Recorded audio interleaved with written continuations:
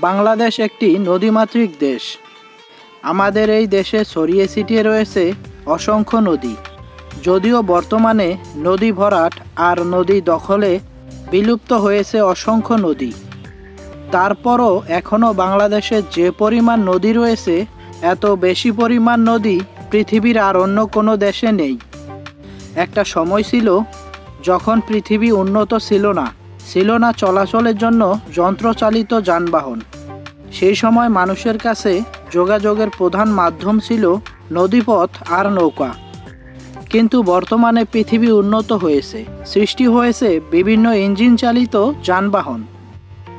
আর যানবাহন চলাচলের জন্য যেমন রাস্তার প্রয়োজন বেড়েছে, ঠিক তেমনি নদী পারাপারের জন্য প্রয়োজন হচ্ছে সেতু। আর সে কারণে আমাদের দেশে অসংখ্য নদী থাকায় তৈরি হয়েছে অনেক সেতু।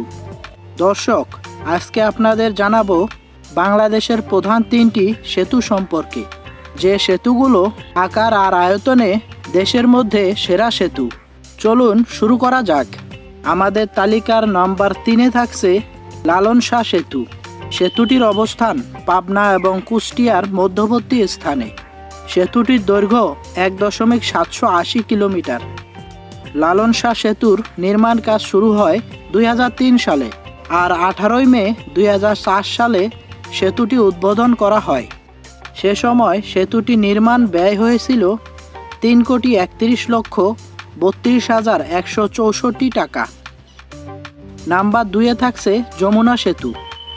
টাঙ্গাইল এবং সিরাজগঞ্জের মাঝখানে অবস্থিত সেতুটি। সেতুটির দৈর্ঘ্য 5.63 কিলোমিটার। যমুনা সেতুর নির্মাণ কাজ শুরু হয়েছিল 1994 সালে 15 অক্টোবর, আর নির্মাণ কাজ শেষ হয় 1998 সালের 23 জুন। যমুনা সেতু নির্মাণ ব্যয় হয়েছিল 3,745,60,00,000 টাকা। আমাদের তালিকার শীর্ষ 1-এ অবস্থান করছে পদ্মা সেতু। পদ্মা সেতুর অবস্থান মাদারীপুর এবং মুন্সিগঞ্জের মধ্যবর্তী স্থানে। সেতুটির দৈর্ঘ্য 6.15 কিলোমিটার। পদ্মা সেতুর নির্মাণ কাজ শুরু হয়েছিল 2014 সালের 26 নভেম্বর। পদ্মা সেতুটি নির্মাণে ব্যয় হয়েছিল 30,193,39,00,000 টাকা।